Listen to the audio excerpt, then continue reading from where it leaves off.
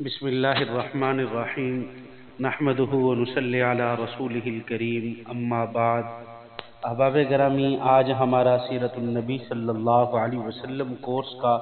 17واں سبق ہے، اور آج کا 17واں سبق ہم غزوہ تبوک کی روانگی کو پڑھیں گے۔ دیکھیں، جب رسول اللہ صلی اللہ علیہ وسلم 30,000 کا لشکر لے کر تبوک کی طرف روانہ ہوئے تو راستے کے اندر مختلف واقعات اور مختلف چیزیں پیش آئی ہیں۔ راستے میں آپ صلی اللہ علیہ وسلم قوم عاد و سمود کی بستیوں پر سے بھی گزرے جو قہر الہی کے عذابوں سے الٹ پلٹ کر دی گئی تھی، تو آپ صلی اللہ علیہ وسلم نے حکم دیا کہ یہ وہ جگہ ہیں جہاں خدا کا عذاب نازل ہو چکا ہے، اس لیے کوئی شخص یہاں نہ ٹھہرے، قیام نہ کرے،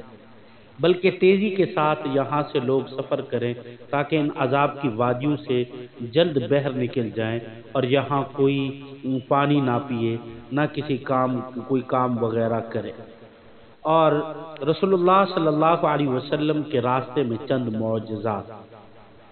حضرت رسول اللہ صلی اللہ علیہ وسلم نے دیکھا حضرت ابو ذر غفاری کو کہ وہ سب سے الگ الگ چل رہے ہیں، تو آپ صلی اللہ علیہ وسلم نے ارشاد فرمایا کہ سب سے الگ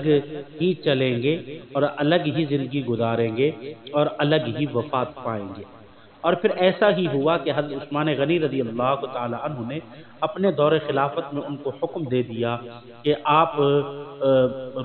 ربضہ میں رہیں۔ ربضہ ایک جگہ کا نام ہے کہ آپ اپنی بیوی اور غلام کے ساتھ وہاں رہنے لگے۔ جب وفات کا وقت آیا تو آپ نے فرمایا کہ تم دونوں مجھ کو غسل دے کر اور کفن پہنا کر راستے پر رکھ دینا، جب سواروں کا پہلا گروہ میرے جنازے سے گزرے گا تو تم لوگ ان سے کہنا یہ ابو ذر غفاری کا جنازہ ہے، اور ان پر نماز جنازہ پڑھ کر ان کو دفن کرنے میں ہماری مدد کرنا۔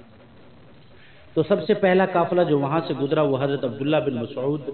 صحابی رسول کا تھا۔ آپ نے جب یہ سنا کہ یہ ابو ذر غفاری کا جنازہ ہے تو انہوں نے انا للہ و انا الیہ راجعون پڑھا اور قافلے کو روک کر اترے اور کہا کہ بالکل سچ فرمایا تھا رسول اللہ صلی اللہ علیہ وسلم نے، اے ابو ذر تو تنہا چلے گا، تنہا مرے گا اور تنہا قبر سے اٹھے گا۔ پھر حضرت عبداللہ بن مسعود اور قافلے والوں نے ان کو پورے اعزاز کے ساتھ دفن کیا۔